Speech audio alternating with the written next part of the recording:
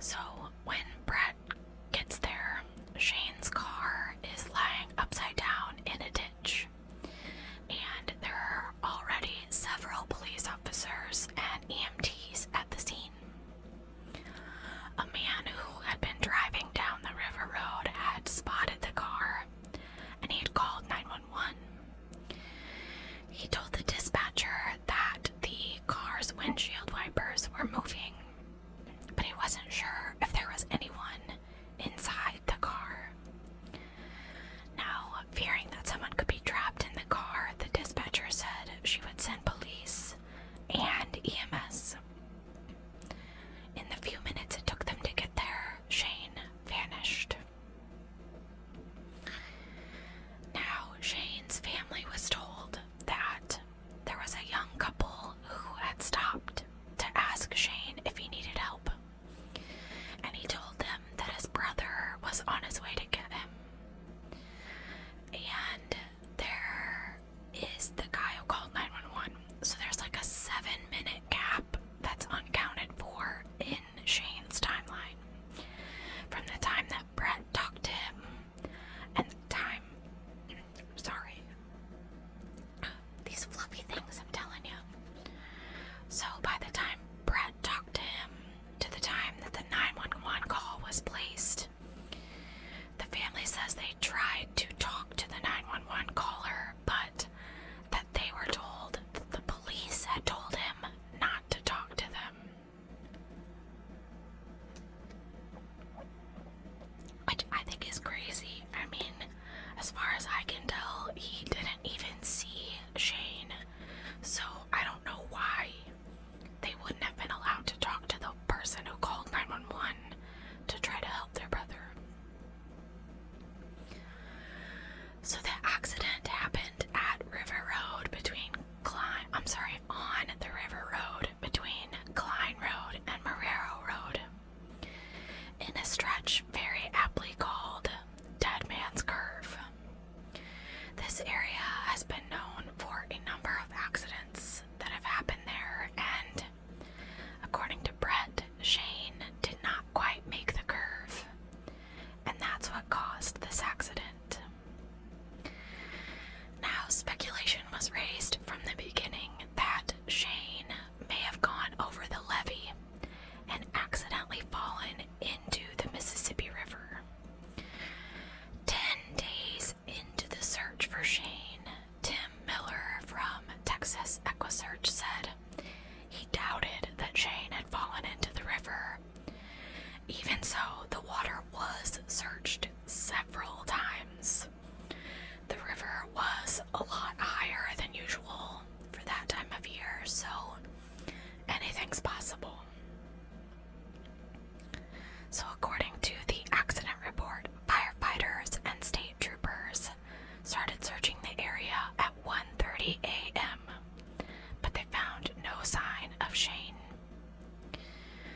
Officers were dispatched, I can't talk today, to Shane's house to see if he'd gotten a ride home, like maybe he's sitting at home, totally fine, and everyone's out here looking for him.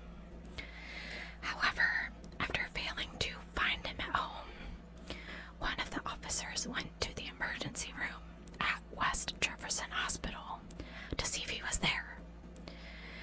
Police concluded that alcohol had likely been a factor in the crash, and that Shane was probably hiding out somewhere in order to avoid being arrested for driving while intoxicated. Shane's family and friends didn't believe this.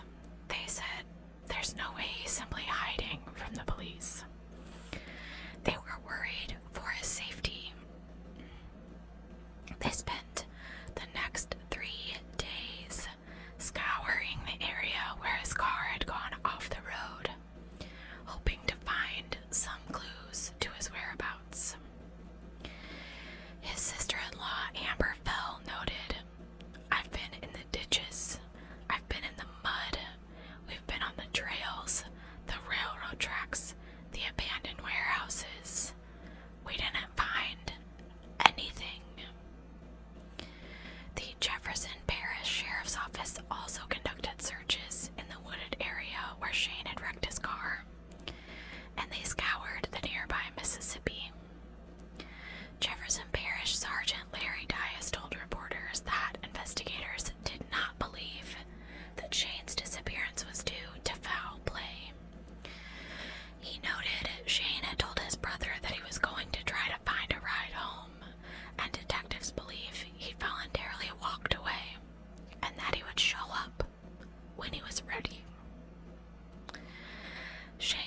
ones were certain that he would have contacted them had he been available to, able to. They thought he was a victim of foul play, or he'd been involved in some kind of accident after he crashed his car. It was pretty unclear what type of injuries he might have sustained when he flipped his car, but he told his brother he was fine. It was possible that he hit his head or had internal injuries that just had not been readily apparent. Police determined that he was not wearing his seatbelt at the time of the accident, and his car had flipped over at least once, so it was pretty possible that he had some kind of head injury. Now, Shane's cell phone did not have GPS, but the carrier was contacted